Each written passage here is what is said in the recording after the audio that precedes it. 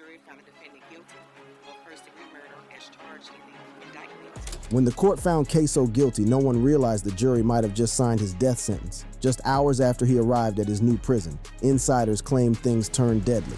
Apparently, KTA finally got their revenge. Let me break it down. When the hood comes to prison, there's talk right now that Ksoo's already been harmed in prison, and honestly, it wouldn't be a shock. The man's got enemies everywhere, and just about everyone's got a bone to pick with him. Ksoo got hit with that guilty verdict for first-degree murder in the 2020 shooting death of 23-year-old Charles Lil Buck McCormick Jr., and that conviction came with a mandatory life bid. No parole, no appeals that's gonna stick, just straight time until he meets his maker. But the real tea that got everybody shook wasn't just the conviction itself, it was hearing Abdul Robinson Sr., Ksoo's own father, take the stand and point the finger at his own flesh and blood. When the prosecutor asked this man if he was snitching on his own seed, his answer had the whole courtroom feeling some type of way.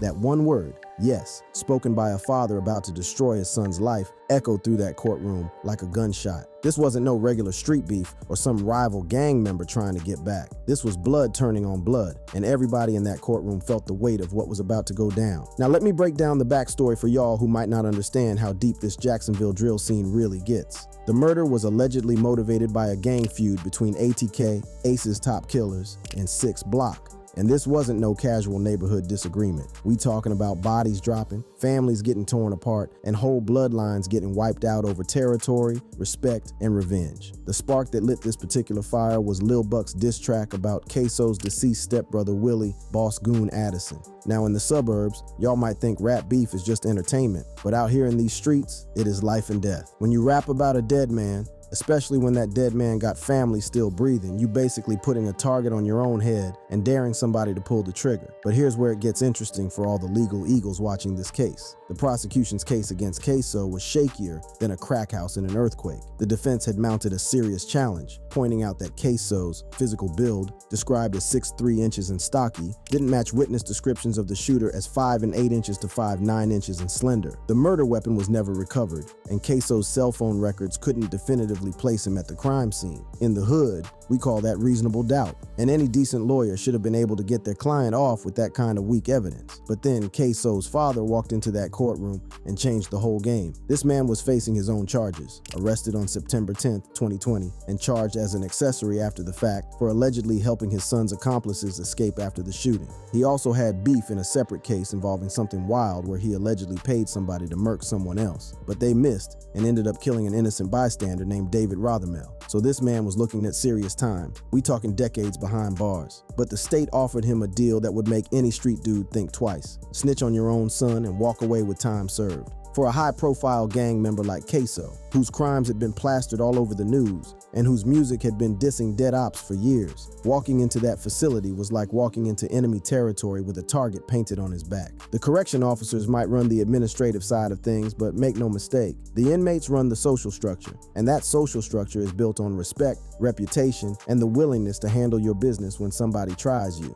Let me break down for y'all how this really works, because it's not like what you see in the movies. The reality is much more calculated, much more political, and much more deadly. When high-profile inmates enter the system, word spreads faster than gossip in a barbershop. Within hours of Ksoo's arrival, every major player in that facility would have known who he was, what he'd done, and most importantly, who his enemies were. The case of Money Sign Suede gives us a perfect example of how quickly things can go sideways for rappers behind bars. The 22-year-old Mexican-American rapper from Huntington Park, Los Angeles, was fatally stabbed in a shower at the Correctional Training Facility in Soledad, California, on April 25th. 2023. According to his attorney, Nicholas Rosenberg, Valdez was attacked in the neck, and the incident was being investigated as a homicide. Now, Money Sign Suede wasn't even involved in the same level of street politics that Ksoo was dealing with, but he still got his issue behind bars. He had been serving a 32-month sentence for gun-related charges since January 2023, and his attorney noted that he had been attacked in prison prior to the fatal incident, showing that the problems had been building up over time. The word on the street was that Money Sign Suede's murder might have been related to extortion or gang politics, with some sources suggesting he may have refused to pay taxes or follow prison gang protocols. While we can't confirm all the details, this case shows how prison politics work. If you don't follow the rules, respect the hierarchy, or pay what you owe, consequences can be swift and fatal. For Ksoo, the situation was even more complex because he had active enemies who were already locked up. The prison system is full of dudes from rival sets who've been waiting years for the opportunity to catch their ops lacking, and Ksoo's high-profile conviction had just delivered him right into their hands. The leaked footage of King Von's time behind bars gives us another glimpse into how volatile prison life can be for high-profile gang members. Today's date is February 9th, 2016. The time is 13:14 hours. I am Sergeant Crump, star number 3069, Division 1073 shift. I will be interviewing detainee Bennett. Can you state your name and ID number? Big Von Bennett, 2014, 0608, 061. In one video from 2016, Von can be seen in a serious altercation with another inmate that got so heated that guards had to use mace to break it up. After the incident, Von was questioned by a sergeant, but his responses showed the typical prison mentality of not cooperating with authorities even when you're the victim. Can you tell me what happened? I got maced. Why'd you get maced? I was in the hallway. You was in the hallway. I was in the barber shop, hit the corner. Who maced me still? I don't know. Somebody maced me. They just maced you for no reason? Yeah. Oh, okay. You got any injuries? Yeah. What's really wild is that more footage emerged showing Von in November 2017 talking to law enforcement about his safety concerns and requesting protective custody. They supposed to be a Christian, but they got a problem with gay people. So because of your sexual orientation, you're requesting protective custody, is that correct? Yes. Okay.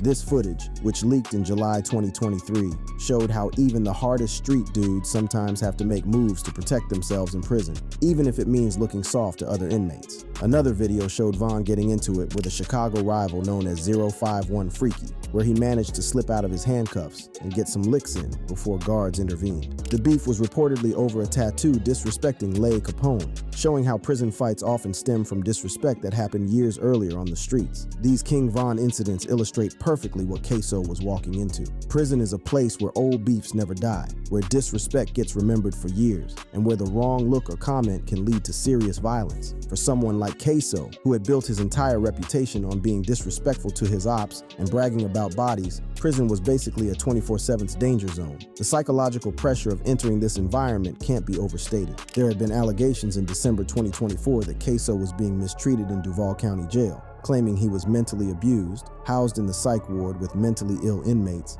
and denied proper communication with his legal team. His attorney, Chris DeCoste, raised concerns about isolation tactics possibly being used to gain an unfair advantage before trial. If those conditions were real, imagine how much worse things would get in state prison, where the guards have less oversight and the inmates have more freedom to move around and handle their business.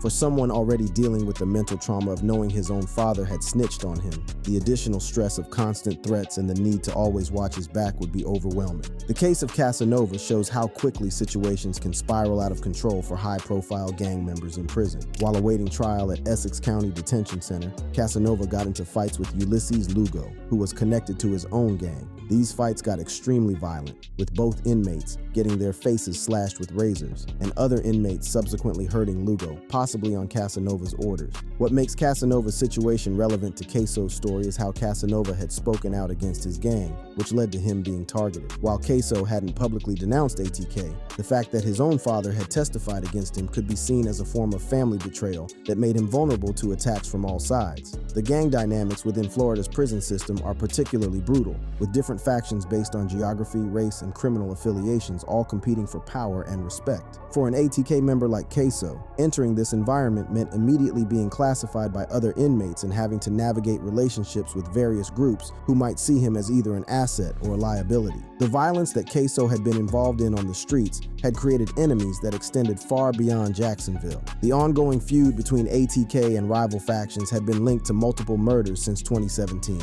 creating a network of grievances that could be activated anywhere, anytime. Ksoo's father's testimony that ruined everything. When they asked him why he was about to destroy his own bloodline, Ksoo's father broke it down in a way that had even the hardest dudes in that courtroom feeling emotional.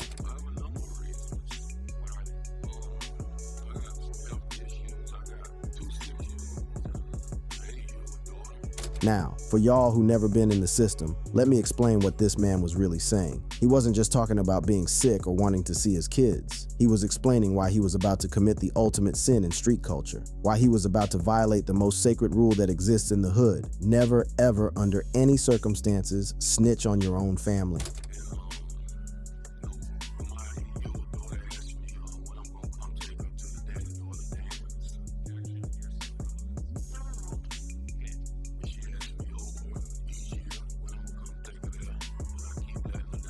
Y'all, this hit different when you understand what was really happening. This man was choosing between his adult son, who was already deep in the game, and his little kids who still had a chance at a normal life.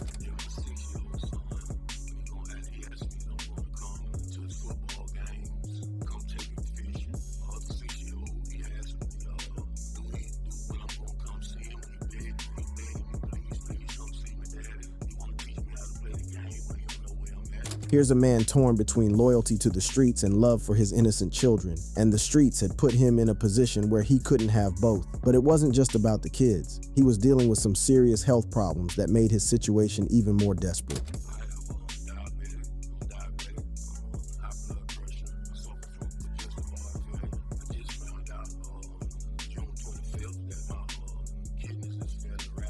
For real, this man was literally dying, and the state was using his mortality as leverage to get him to flip on his own son. The plea deal that he accepted was brutal in its simplicity: testify against Ksoo and get a reduced sentence of 76 months, most of which he had already served, meaning he could walk free in less than a year to spend his final days with his younger children. Without the deal, he was looking at up to 60 years for his charges in both the McCormick and Rothermel cases. The personal cost of this decision was immediate and devastating. When they asked him how snitching affected his family relationships, his answer showed just how completely this decision had destroyed his world.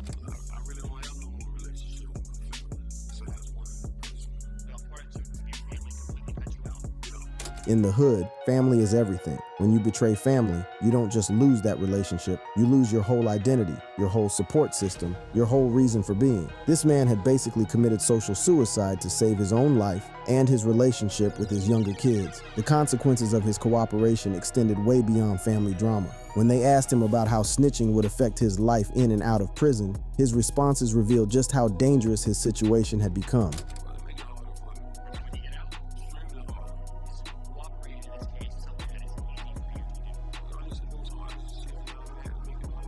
Real talk, this man knew that his testimony would make him a marked man for the rest of his life. In prison, snitches get dealt with. On the street, snitches get dealt with. And when you snitch on your own family in a high-profile murder case involving gang politics, you become the type of target that never goes away. The significance of January 15th, the date Lil Buck got his issue, held special meaning for the Ksoo's family, and his father's testimony revealed just how cyclical and twisted this whole beef had become.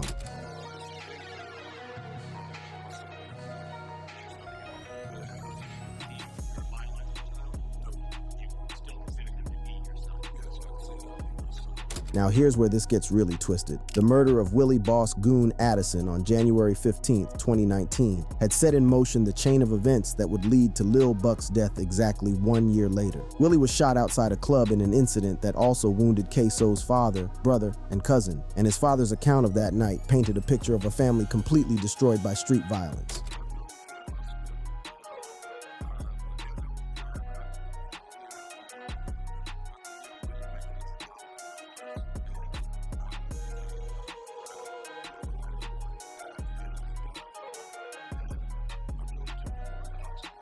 Bruh, imagine driving your dying son to the hospital while you're bleeding out yourself, listening to him take his last breaths. That type of trauma changes a man forever, and it explains why this whole family was so consumed with revenge. The damage from that night was extensive and permanent. Ksoo's brother was shot in the head and remained in the hospital for 3 to 4 months. He had to relearn basic functions like walking and talking, and the shooting made him more angry and changed his moods. Another close family member was shot 7 times and left paralyzed. For Ksoo, who wasn't in the whip that night but was living with the family, the shooting made him angry, just like everyone else in the household. That anger would eventually manifest in what prosecutors alleged was his decision to get back at Lil Buck for dissing Willie in his music. The moment Ksoo's father identified his own son as the shooter in that dashcam footage was probably the most devastating moment in courtroom history. He stated he could recognize his own son in the footage, saying, "I know my kids." This identification backed up a 2023 deposition where he first agreed to testify against Ksoo after viewing the same dashcam footage. But Ksoo's father father's cooperation went way beyond just pointing out the shooter.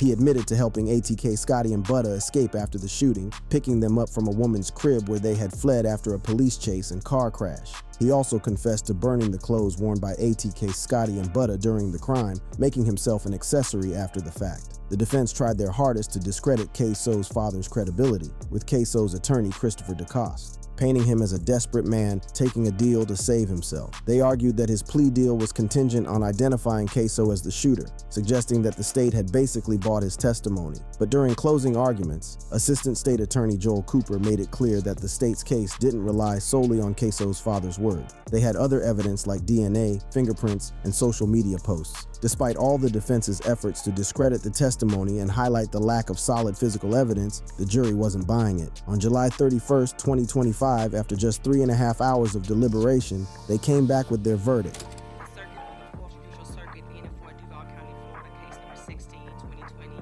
CF 3601B, Division CRE. City of Florida versus Hakeem Robinson, verdict as to count 1, with the jury found the defendant guilty of first-degree murder as charged in the indictment. So say we all, done, Jason, Duval County, Florida, signed by the foreperson on July 31st, 2025. When that verdict was read, you could see Ksoo's whole world crumble. Courtroom video showed him looking completely shook, covering his mouth and shaking his head like he couldn't believe what was happening. But this conviction was just the beginning of Ksoo's legal troubles. He still had another murder trial coming up for the 2019 killing of 16-year-old Adrian Lil Bibby Gaynor Jr. And guess who was expected to testify against him in that case too? That's right, his own pop. Family pain that cut deep. But yo, the realest moment happened right after they read that verdict. When ATK Scotty turned around to look at his pops after hearing he was done for, his father gave him a thumbs up and tried to smile. Can you imagine trying to keep it strong for your son when your whole world just collapsed? That forced smile wasn't just love. That was a father trying to be the rock his son needed, even when everything inside him was breaking apart. The pain was so deep, Whitaker Sr. had to reach for words that could capture what felt like the impossible. Like I say, I feel like a fire truck just ran into me, man, and backed up, put it back in drive, and ran over me again. That's that type of pain that changes you forever, fam. When the streets finally catch up and reality smacks you in the face, it ain't just about legal consequences. It's about watching everything you worked for, everything you hoped for, everything you dreamed about for your kids get snatched away in a matter of seconds. But even with his heart shattered, Whitaker Sr. made it crystal clear that his love for his seed wasn't gonna change, no matter what them courts decided. We love him. We're gonna continue to love him. We're not giving up on him. He's not gonna be someone that's just in prison by himself. I'm there with him, and I'm gonna continue to be there with him. That's that unconditional family love right there. While the world might see ATK Scotty as just another gang member who got caught slipping, to his pops, that's still his baby boy who needs protection and guidance. Now let's get into the legal chess match that went down in that Jacksonville courtroom, because the way this case got prosecuted and defended reveals exactly how the system handles these street beefs when they spill into the murder game. Legal expert Shannon Schott broke down why this case was so significant for both the legal community and the hood, calling it a wild case with big impacts that would set precedents for how gang-related murders get prosecuted moving forward. The prosecution came correct with a strategy that was calculated and ruthless. They decided to run separate juries for each defendant, which was a smart move that allowed them to focus on specific evidence for each case, instead of having one jury trying to sort through all the different levels of involvement. This approach let each case get evaluated based on the evidence that was directly relevant to each individual, rather than having everything get mixed up in one big trial. But here's where it got spicy. The state's two main witnesses were both admitted killers, and one of them was Ksoo's own blood. Think about that for a minute.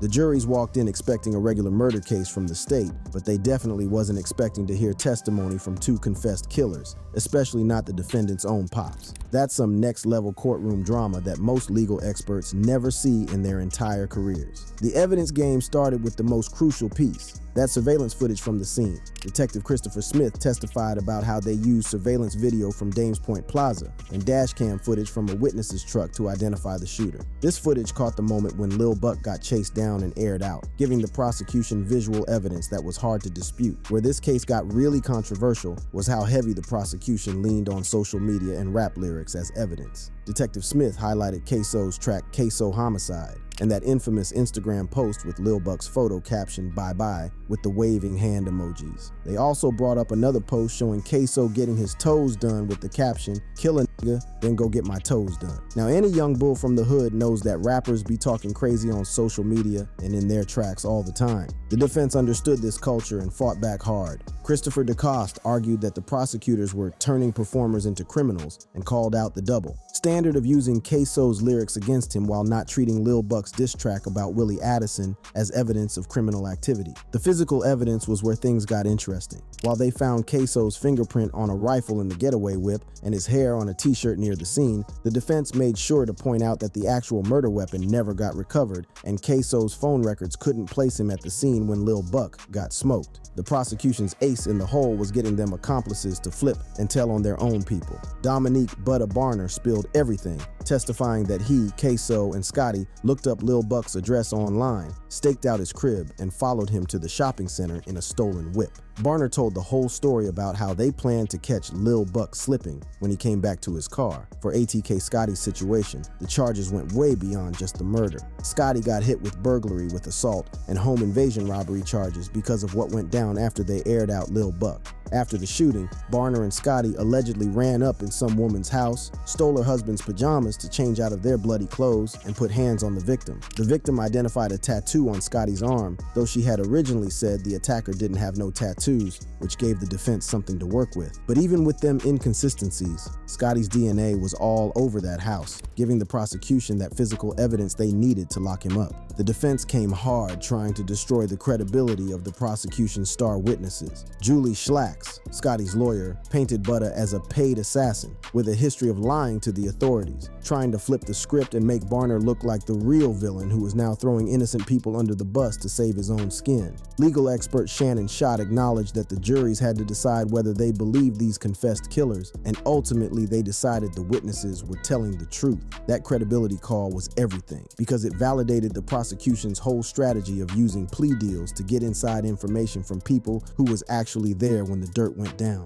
How fast them juries came back with guilty verdicts was telling though. Scotty's jury only took less than 2 hours to find him guilty on all charges, while Ksoo's jury needed about 3.5 hours to decide his fate. Shannon Schott explained that even though there was mad complex issues for the juries to consider, the state did a solid job preparing them for all the wild testimony they was going to hear, including confessed killers and family members telling on each other. She mentioned that the jury even asked for a family tree to understand all the relationships involved, which shows how deep this case really went into Jacksonville street politics. The legal implications of these convictions reach way beyond just these two young brothers. Both of them are staring down mandatory life sentences under Florida law, and Shannon Schott predicted that appeals would definitely be coming, though she made it clear that filing appeals don't guarantee nothing. Schott identified some potential grounds for appeal, especially around the complexity of having two separate juries and possible issues with evidence or jury tampering.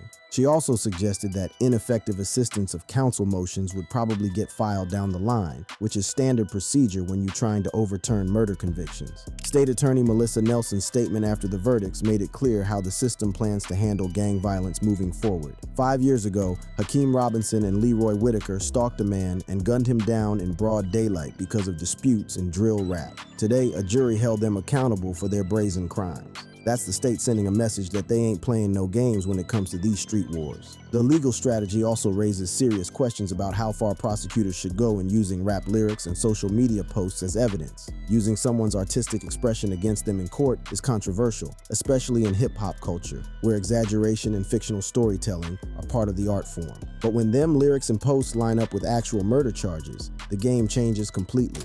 Man, fuck that man. That nigga took up and through there, man. I done beat that ass already, man. That nigga got scared, man. This clip, allegedly featuring Y and R Slugga T talking about putting hands on Ksoo in jail, shows exactly the kind of threats and violence that high-profile inmates face. Whether this specific incident happened or not, it demonstrates the reality that Ksoo's enemies weren't just on the streets. They were also locked up and looking for any opportunity to catch him slipping. The transition from being a free man with clout and protection to being an inmate at the mercy of the system is jarring for anybody, but for someone like Ksoo, it represented a complete flip of the power dynamic dynamics he was used to. On the streets, his gang affiliation provided protection and respect. In prison, that same affiliation made him a walking target for rival gang members who saw hurting him as a way to gain props or settle old business. For Ksoo, every moment in prison was potentially his last. Walking to chow, going to recreation, even sleeping in his cell, all of these routine activities carried the risk of encountering someone who had been waiting years for the opportunity to catch him lacking. Like this video? Click on the card showing on your screen for more.